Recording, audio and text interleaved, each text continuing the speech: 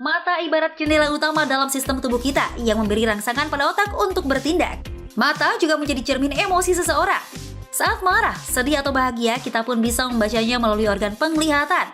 Nah, jika tak pandai menjaga organ penting kita dengan baik, maka bisa menyebabkan gangguan pada fungsi mata di kehidupan selanjutnya. Minus, plus, atau silinder adalah di antara jenis gangguan penglihatan yang cukup banyak dialami, sehingga diperlukan bantuan kacamata agar bisa membantu melihat objek secara jelas. Penyebab lain menurunnya fungsi penglihatan adalah katarak yang bisa sangat mengganggu aktivitas sehingga diperlukan tindakan operasi untuk mengembalikan fungsinya. Lalu, apa penyebab katarak? Bisakah penyakit mata ini hanya dialami oleh orang lanjut usia? Dan bisakah katarak disembuhkan? Simak informasinya dalam Hidup Sehat sesaat lagi. Ya pemirsa, kembali lagi di Hidup Sehat. Tadi kita udah lihat ya bahwa mata itu memang jendelanya manusia. Tapi kalau memang ada katarak, ini sepertinya agak-agak mengganggu Dokter Haikal. Ganggu banget Intan, apalagi yang namanya cinta itu dari mata turun ke hati kan. Jadinya susah ya nanti menentukan Betul. cinta yang tepat yang mana nih. Nah, makanya di antara kita sudah ada dokter cinta di sudah ada Dokter Helda Puspitasari, spesialis mata. Pagi Dok, apa kabar? Selamat pagi Dokter Haikal. Pagi Dokter. Kak Intan. Ya. Nah dokter, ini tadi kita udah lihat ya dokter bahwa katarak ini memang sangat-sangat mengganggu penglihatan. Ini yang jadi pertanyaan bagi kita semua adalah memang ini penyebabnya apa dan bisa dialami oleh usia berapa aja. Tapi ada fakta dan mitos yang pertama nih dokter. Katanya bahwa katarak ini dapat menyerang gara-gara lihat dokter cinta, aduh jadi deg-degan saya, bisa menyerang dari usia balita hingga lansia. Ini fakta atau mitos dokter? Fakta, betul. Fakta? Bisa dari balita dokter? Katarak itu bisa dari dia bahkan baru lahir pun sampai yang memang kebanyakan kan usia tua ya. Ya. Itu Nah, sih. penyebab kalau untuk anak yang baru lahir atau balita itu apa dokter? Kalau dari anak baru lahir atau balita, jadi kalau anak baru lahir itu biasanya seringkali karena ada infeksi dari pada saat dia di kandungan. Bisa juga mungkin adanya kayak genetis bawaan, itu bisa. Kalau misalnya perkembangan berjalan pada saat anak mulai tumbuh, itu juga bisa.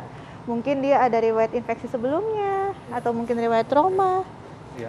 Dok, di layar ini ada animasi mata Dok. Nah, ketika ada katarak, itu gangguannya di lensa kan Dok ya? Dapat dijelaskan lebih lanjut Dok? Silakan. Mungkin ada yang gambar. Mungkin gambar sebelumnya bisa diperlihatkan bola mata tadi. Gambar bola mata tadi ya? Nah, iya. Ini dokter? Nah, Iya. jadi kan ini kan kornea ya. Iya. Kalau untuk yang kita cahaya masuk dari sini, nanti dia melewati optik kornea, melewati si lensa dan diterima oleh retina. Retina itu adalah lapisan saraf mata di belakang kornea, di belakang bola mata, di belakang lensa. Nah, jadi kalau katarak itu adalah kekeruhan pada lensa. Seperti Katarak itu. apa kekeruhan pada lensa? Jadi Betul. itu permasalahannya ada di lensa aja? Oke, nah itu jadi yang kayak tanda-tanda awal itu kita biasanya ngelihatnya jadinya kayak lebih buruk atau gimana dokter? Kalau misalnya dia masih kayak derajat yang ringan, mungkin hanya kayak kabut-kabut sedikit, kayak warnanya itu nggak yang kuning, masih agak-agak kuning coklat, mungkin agak silau gitu. Jadi itu di awal-awal. dapat dikatakan penglihatan buram adalah gejala awal dari katarak, itu fakta Dok ya? Ya, betul. Jadi itu berupa fakta ya dokter ya? Ya. Oke. Dok, berikutnya ini juga ada yang mengatakan katarak kalau diabaikan bisa menyebabkan hilangnya penglihatan. Ini fakta atau mitos? Fakta banget. Fakta Dok Fakta ya? dokter? Kan karena mungkin tadi gambar lagi ada. Ya, bisa dilihatkan gambar mata tadi. Ya.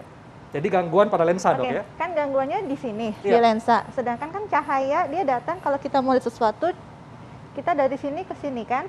Nah, pada saat lensa ini dia mengalami kekeruhan, derajat ringan mungkin masih bisa tembus nih cahaya. Cuman ada gangguan sedikit-sedikit. Tapi kalau lama-lama dia makin mengeruh, sampai dia mungkin bisa putih sekali, itu cahaya nggak bisa tembus. Akhirnya ya dia blind banget, bisa sampai mungkin hanya bisa lihat cahaya aja, tapi tidak bisa membedakan entah itu bayangan atau hitung jari, sama sekali nggak bisa. Karena saking bekabutnya dok Ya, ya? karena dia di sininya kabut banget, jadi pada saat cahaya masuk pun dia langsung blok. Terhalang oleh dapat kabut apa-apa. tadi ya? Oh, jadi kayak ada kabut ya dok melihatnya dokter ya? Ya, Tapi itu dok, awal-awal. Awal-awal. Kalau udah Kalau ini udah- sama sekali, bahkan mungkin sama cahaya, cuman cahaya aja. Oh gitu. Oke, ini berhubungan dokter dengan fakta dan mitos kita yang berikutnya nih dok, bahwa mata menjadi lebih sensitif pada cahaya itu merupakan gejala dari katarak. Ini fakta atau mitos dok? Fakta. Fakta. Ya. Kenapa dok? Bayangkan aja Iya. kalau cahaya, lagi-lagi cahaya masuk ya, cahaya masuk, kalau misalnya dia kondisinya dia jernih, Iya. oke masuk aja gitu ya. Tapi kalau di sini dia agak sedikit berubah warna gitu, udah mulai kecoklatan, mungkin kan cahaya masuk kan pasti ada kayak daya bias kan. Betul. Pasti pendarahnya banyak banget tuh. Jadi kita rasanya kayak silau sekali. Terutama mungkin kalau kena malam ya.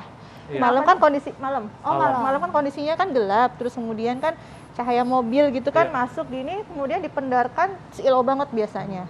Itu sih. Oh gitu ya dokter ya. Itu bisa jadi salah satu indikasi. Nah dokter, tapi kalau dari yang awal kita baru ngerasa kabut-kabut aja gitu, sampai akhirnya kayak bisa dikatakan bisa menyebabkan kebutaan, itu biasanya jaraknya berapa lama dokter? Iya. Tentu. Oh nggak tentu. Nggak ada yang tahu pasti. Oh jadi nggak bisa dipastiin ya? Iya. Tergantung sih, kalau misalnya memang dia ada faktor resiko yang lain. Contoh, dia punya riwayat DM, paling sering tuh riwayat gula. Gula. Kalau dia ada riwayat gula, itu kalau gulanya up and down, nggak terkontrol, itu paling cepet dia. Progresifnya cepet banget itu. Lensanya dari yang tipis-tipis jadi tebel. Tapi bisa juga yang lain, misalnya dia ada riwayat sering paparan sinar matahari, merokok, atau mungkin penggunaan obat-obatan tertentu, itu lebih mempercepat juga tebelnya katarak. Oh, memang kayak pola hidup, terus Ya. juga balik lagi ke yang apa tadi, ada gula, diabetes, Yes. hipertensi dan lain-lain, itu bisa Betul. pengaruh juga ke mata ya dokter? Pengaruh banget. Wah dokter Haikal ternyata mata bisa, maksudnya Betul. kayak semua penyakit Dari itu bisa mata pengaruh turun ke ke semuanya ya?